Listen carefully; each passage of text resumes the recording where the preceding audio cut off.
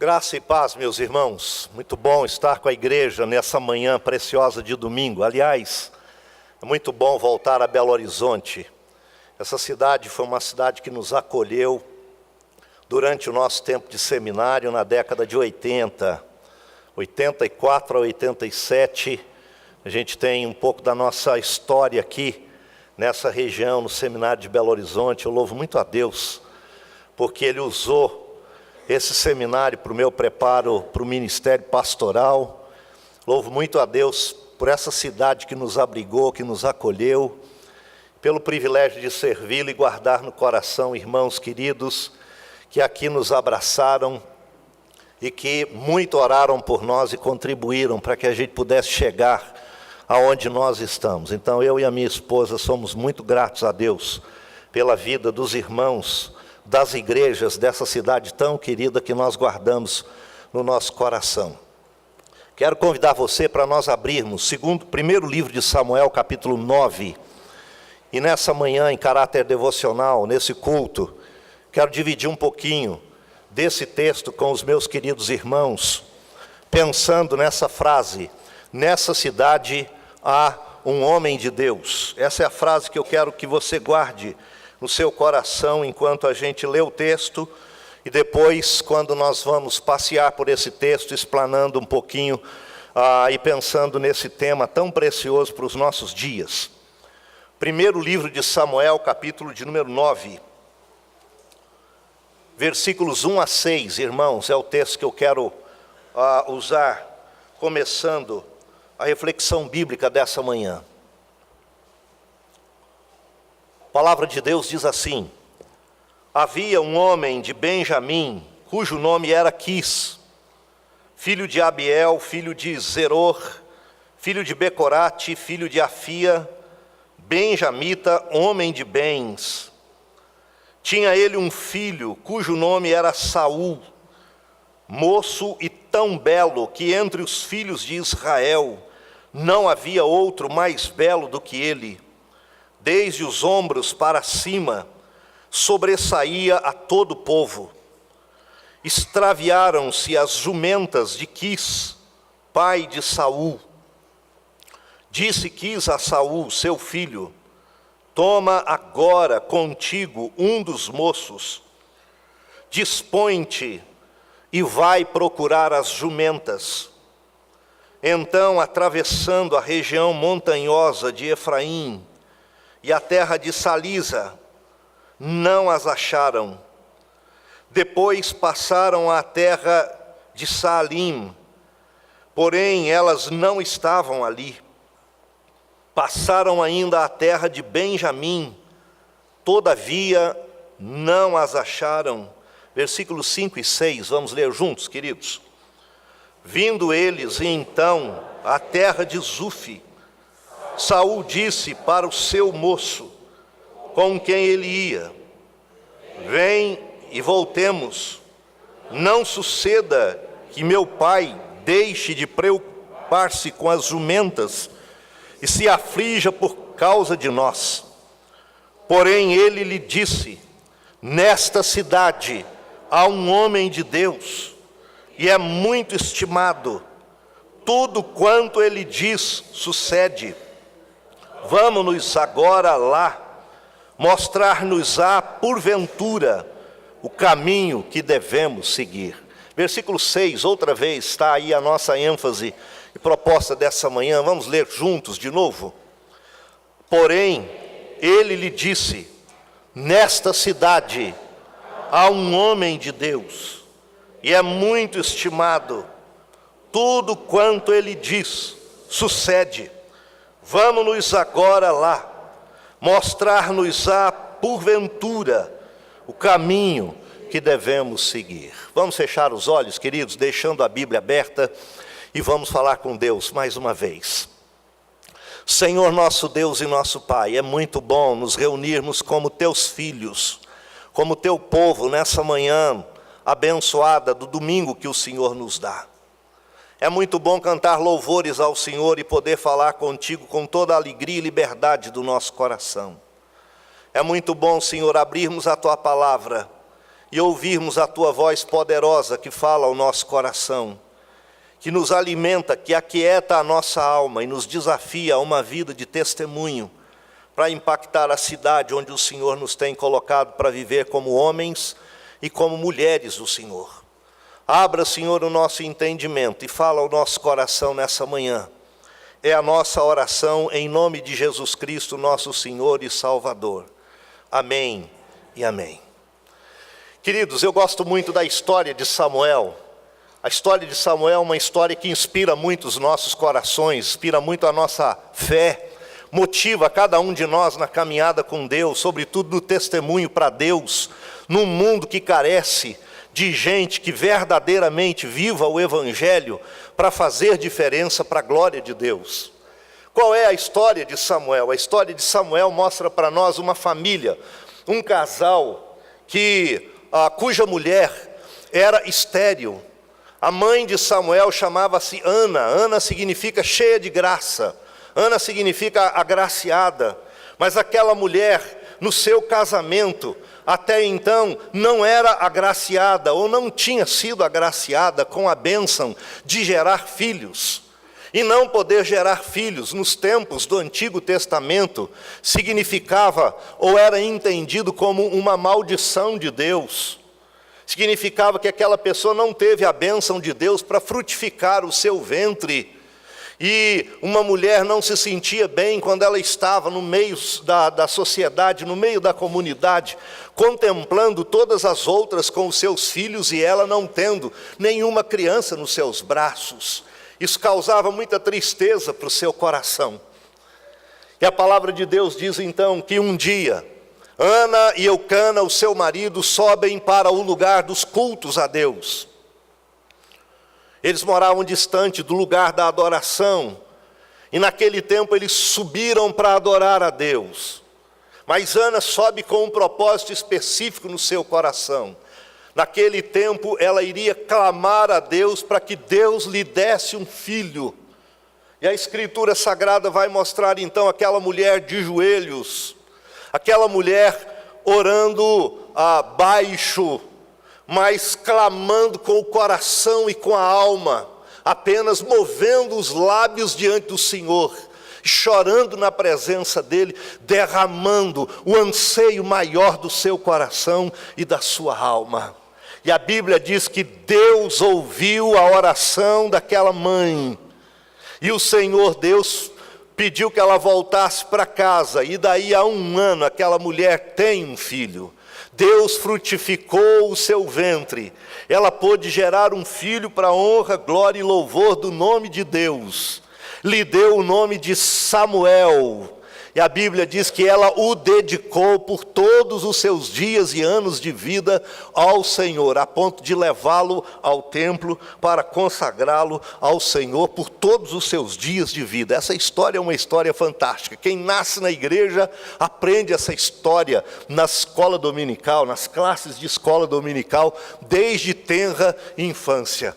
Tamanha beleza e grandes lições que nós aprendemos com a história de Ana, com o seu fervor e temor a Deus, e naturalmente com a história de Samuel sendo consagrado ao Senhor desde pequeno. Quem foi Samuel? Quem foi Samuel? Esse grande personagem das Escrituras Sagradas e grande modelo de fé e vida para cada um de nós cristãos no século, chamados para fazer diferença para Deus no século 21. Samuel, queridos, foi o último, eu digo também o maior de todos os juízes de Israel. Samuel foi um dos grandes profetas do reino de Deus, do povo de Deus. Atos 3, 24 vai mostrar isso para nós. Esse homem como um profeta, como um portador da palavra do Senhor para o povo de Deus naqueles tempos. Um homem cheio do poder de Deus, mas um homem íntimo de Deus e cheio de autoridade para o ensino das palavras do Senhor. Um homem que, de acordo com Jeremias 15, versículo 1, era considerado nos tempos do Antigo Testamento como a maior figura do povo de Deus depois de Moisés. Samuel foi o grande sucessor de Eli no sacerdócio de Israel. E como juiz e sacerdote, ele esteve à frente do povo de Deus por praticamente todos os dias da sua vida, porque desde criança ele fora entregue, oferecido por sua mãe para o serviço de Deus e já fora deixado no templo para ser criado aos pés de Eli, sob os cuidados de Eli. Desde pequeno ele já trabalhava, já atuava na obra do Senhor, exercendo funções e missões no templo de Deus e, consequentemente, no serviço e no culto a Deus. Há muitos textos nas Escrituras trazendo lições profundas de fé, vida e espiritualidade para mim e para você. Mas nessa manhã, queridos, nós abrimos aqui no primeiro livro de Samuel, que mostra para a gente uma história fantástica e um momento singular na vida desse grande homem de Deus. O capítulo 9 vai descrever para a gente um momento de muita apreensão e de muita expectativa na vida de um homem chamado Quis, que era o pai de Saul, que viera a se tornar o primeiro rei de Israel, ungido por Samuel, por sinal. E a palavra de Deus vai dizer que Quis era um homem de posses. Não sei se chegava a ser um latifundiário, mas com certeza um dono de grandes fazendas, de grandes porções de terra. Tinha muito gado e tinha muitos animais ao seu dispor. E a palavra de Deus vai mostrar para nós que as jumentas de Quis, um grande número de jumentas, se extraviaram, se perderam, e os seus pastores, os seus servos não conseguiam localizar as jumentas. Então ele chama o seu filho Saul, e chama um dos seus servos, e diz para o seu filho e para o seu servo o seguinte: vocês vão sair, vocês vão caminhar o tempo que precisar caminhar, ir aonde tiver que ir, mas eu quero que vocês localizem as jumentas e tragam as jumentas de volta. São bens preciosos para mim, eu não posso perdê-las. E a Bíblia diz que aqueles dois homens agora saem, sem saber aonde as jumentas estão, não tem a mínima ideia de como localizá-las ou de onde localizá-las, mas eles saem, sem direção, sem rumo, pergunta aqui, pergunta ali, para numa fazenda, explica o que aconteceu e pergunta, ninguém sabe, ninguém viu, e assim eles continuam a caminhada durante 3 dias, até chegar o momento em que Saul olha para aquele moço e diz assim: nós já caminhamos demais, 3 dias de caminhada é muito.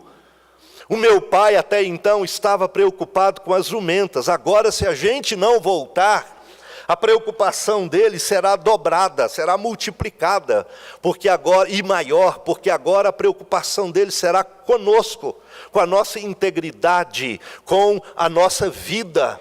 Ele vai ficar extremamente preocupado. Então vamos voltar. Nesse momento acontece algo extraordinário.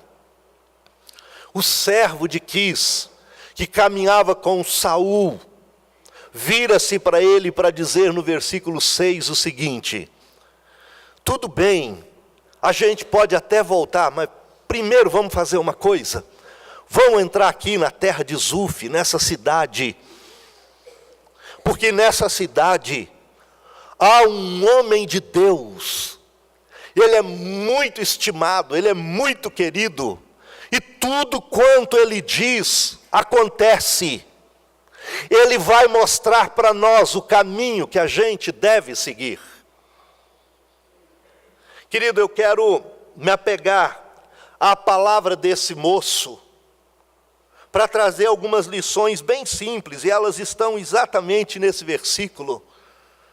para nós pensarmos sobre homens e mulheres de Deus nessa cidade, olhando para Samuel na terra de Zufi, olhando para Samuel naquela região toda, percebendo a maneira como ele era conhecido na cidade e na região, e trazendo essas lições para nós hoje, na cidade de Belo Horizonte, junho de 2016, para a gente avaliar até onde essas lições são vistas em nós, como servos do Senhor desse lugar. Primeira lição singela que eu quero tirar desse texto para o seu e para o meu coração, é de que nessa cidade há um homem de Deus que é conhecido pela sua espiritualidade. Nessa cidade há um homem de Deus que é conhecido pela sua intimidade com Deus, que é conhecido pela sua vida com Deus. É um homem que verdadeiramente anda com Deus. Deus ocupa o primeiro lugar na sua vida. Deus é Senhor soberano e absoluto da sua vida. Ele se coloca nas mãos do Senhor, para que a vontade do Senhor seja feita na vida dele, e ele aceita a vontade e o direcionamento do Espírito Santo do Senhor para a sua vida. Ele está disposto a viver debaixo dos ensinos das palavras santas do Senhor, nosso Deus e Pai. Para que as pessoas nos reconheçam como homens e mulheres de Deus, nós precisamos primeiro andar junto do Senhor na intimidade do nosso quarto secreto. Por um longo tempo nós vamos cultivando a nossa espiritualidade, e aí ela vai sendo manifestada, não através daquilo que a gente fala simplesmente, não porque nós dizemos que nós andamos com Deus, mas por causa das nossas atitudes, por causa das nossas ações, do nosso testemunho. As pessoas vão vendo que de fato nós andamos com Deus. Samuel era um homem que aprendeu a buscar a Deus no silêncio do quarto secreto desde pequeno. Criado na casa de Deus, criado no templo, quando foi oferecido e entregue a Deus pela sua mãe. Ele era um homem voltado para a vida de oração. Ele era um homem voltado para o ensino, para o aprendizado também das Escrituras. Ele era um homem voltado a buscar a face do Senhor dia após dia, manhã após manhã, enfim, o dia todo. Uma busca intensa com Deus e uma vida aos pés de Deus. Essa intimidade com o Senhor fez dele um homem que, no seu relacionamento com todas as pessoas, pudesse espalhar e espelhar toda a intimidade de Deus e com Deus que ele tinha. A sua vida era uma vida repleta de amor para com as pessoas. As suas palavras eram palavras edificantes, elas revelavam que havia algo extraordinário e muito especial nele, que era a presença do Senhor que conduzia o seu viver. As pessoas olhavam para Samuel e percebiam que ele era um homem diferente. Como comumente a gente diz, havia um brilho diferente na sua face, e era o brilho da luz e da presença do Senhor, nosso Deus e Pai. Por onde quer que aquele homem passasse, ele era respeitado, ele era visto e ele era respeitado como um homem que andava intimamente, diariamente com o Senhor, nosso Deus e nosso Pai. Desde a sua mocidade, ele já ministrava com o Senhor, ele falava com Deus. A Bíblia diz que Deus também falava com ele. Tinha uma comunhão estreita com Deus. Era um homem de grande, profunda intimidade, integridade e retidão diante de Deus. E quando nós buscamos todas essas virtudes espirituais diante de Deus, consequentemente nós a apresentamos na nossa convivência natural diante dos homens. Tudo isso dava a ele todas as condições necessárias para que ele se tornasse um grande juiz sobre todo o povo de Israel. E era assim, homem de Deus, como homem de Deus, que toda aquela cidade e região o conheciam. Querido, nas Escrituras nós temos exemplos de grandes homens e mulheres de Deus. Daniel andou com o Senhor. Fez grande diferença no reino da Babilônia. Deus permitiu que ele fosse jogado até na cova dos leões. Mas Deus o tirou de lá, para que o nome do Senhor pudesse se espalhar por toda a terra da Babilônia. José foi um grande homem de Deus, fazendo diferença para o Senhor, no reino do Egito, no tempo da grande fome sobre a face da terra.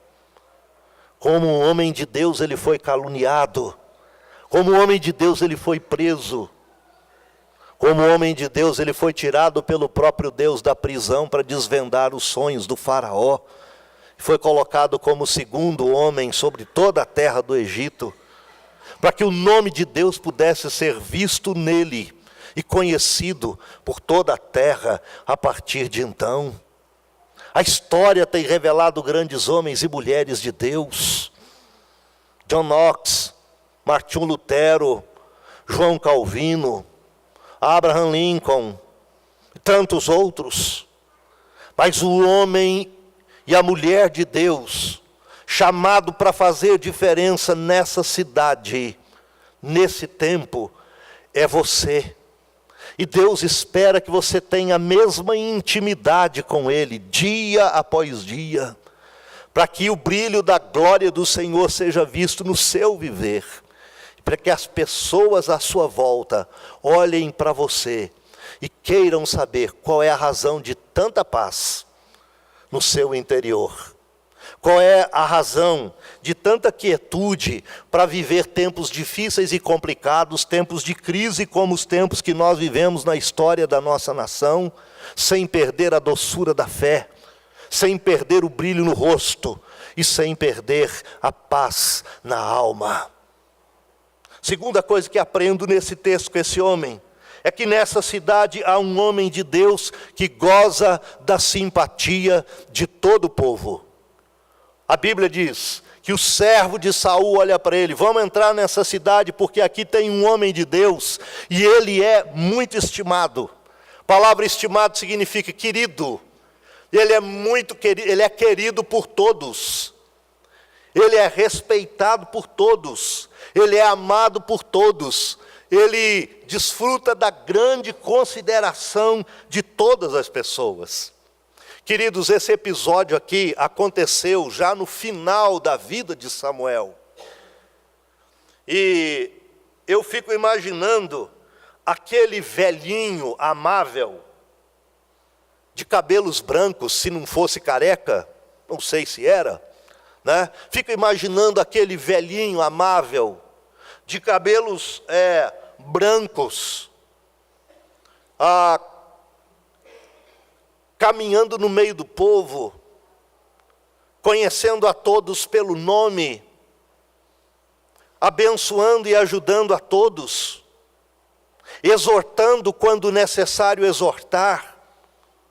Como profeta de Deus, ele teria que trazer a palavra de Deus, e o nosso Deus é um Deus que nos exorta, quando há necessidade da exortação, sobretudo dos nossos pecados, e quanto aos nossos pecados e quanto aos nossos erros, o profeta de Deus não pode amaciar, ele tem que dizer o que Deus manda.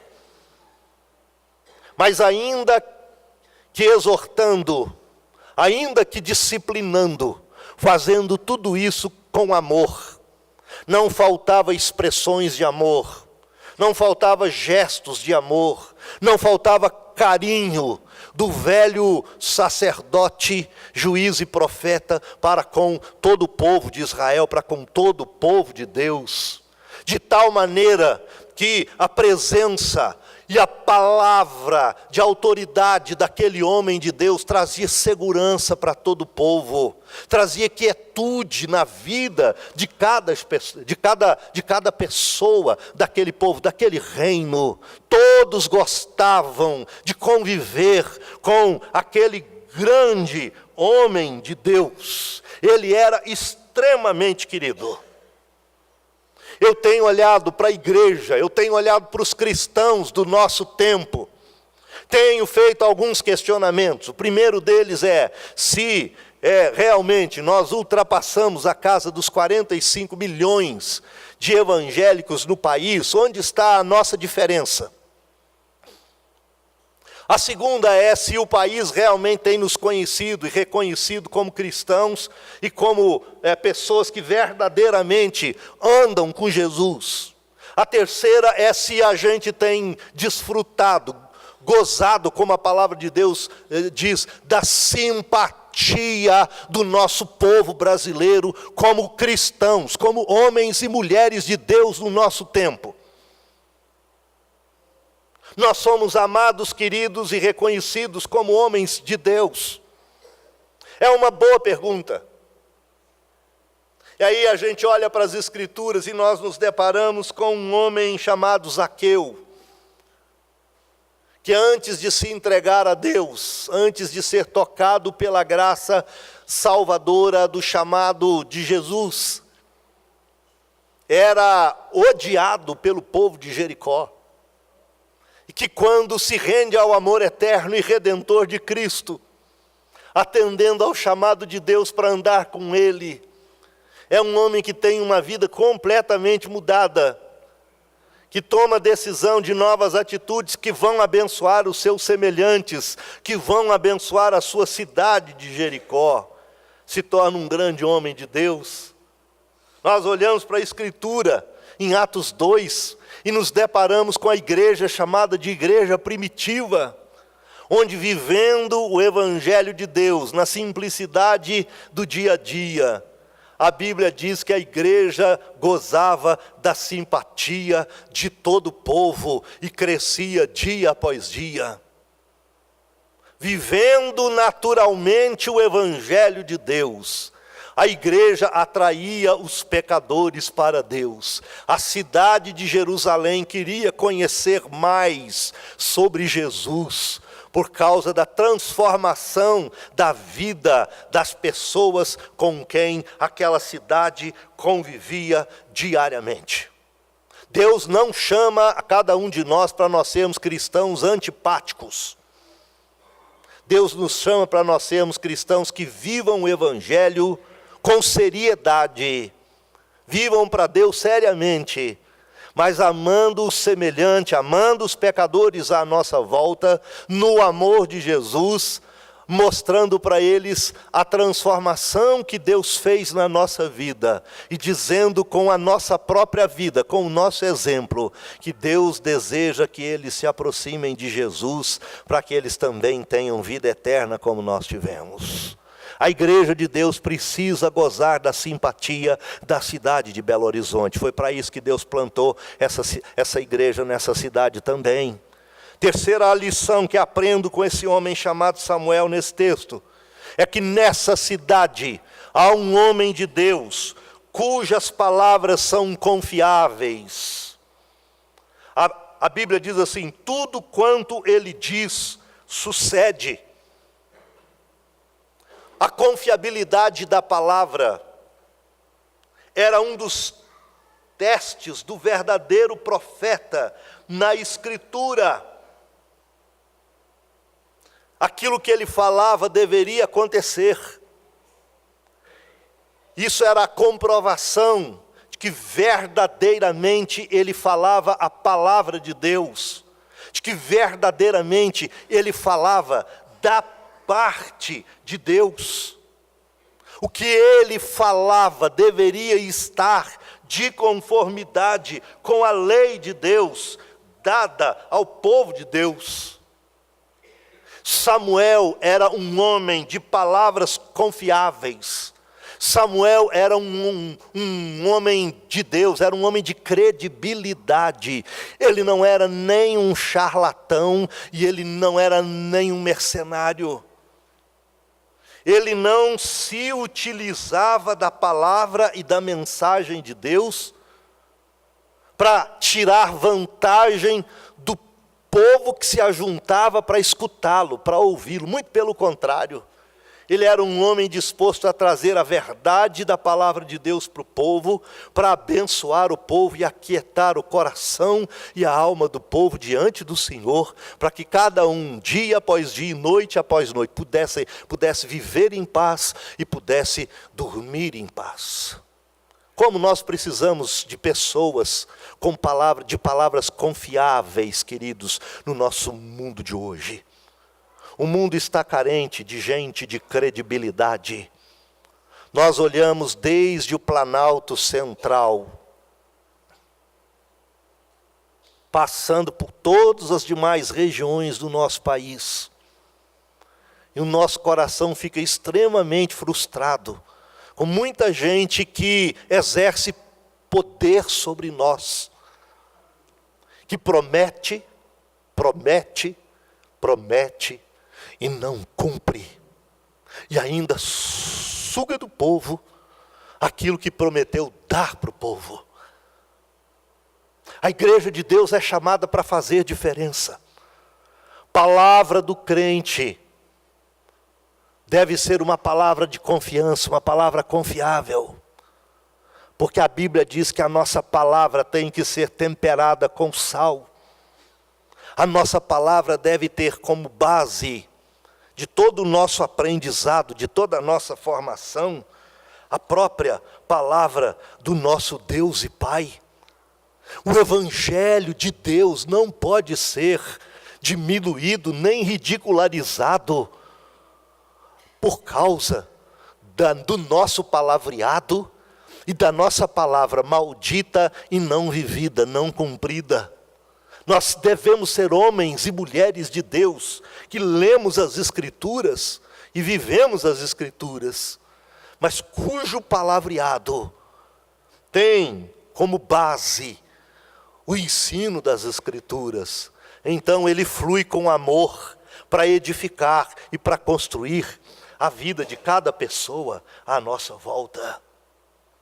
Em quarto e último lugar, queridos, eu aprendo nesse texto que nessa cidade há um homem de Deus que mostra aos outros o caminho certo. Nessa cidade há um homem de Deus que mostra aos outros o caminho certo. O moço de Saul vira para ele e diz assim: vamos entrar na cidade. O homem de Deus vai mostrar para nós o caminho que nós devemos seguir.